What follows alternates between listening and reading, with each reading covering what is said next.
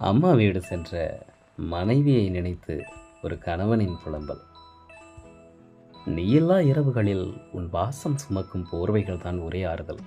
அதிகாலை வரை அணைத்தபடியே கிடக்கிறேன்.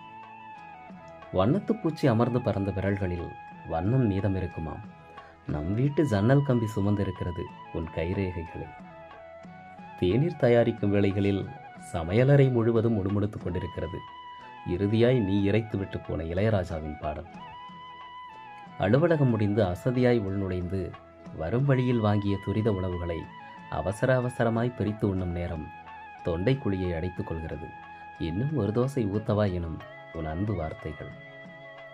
எவ்வளவு நேரம் உள்ளேயே இருப்பாய் எனும் உன் குரல் செவி வந்து சேரவில்லை. தட்டப்படும் கழிவறை கதவுகள் பெரும் தொல்லை என்றால் தட்டப்படாத கதவுகளோ பெரும் வலி. காற்று புகும் வேளைகளில் ஆடி திளைத்து அடங்குகிறது நாட்காட்டியின் பக்கங்கள். நீ வீடு வந்து சேர இன்னும் 4 நாட்கள் தான் மீதம் இருக்கிறதா? சீக்கிரம் வா.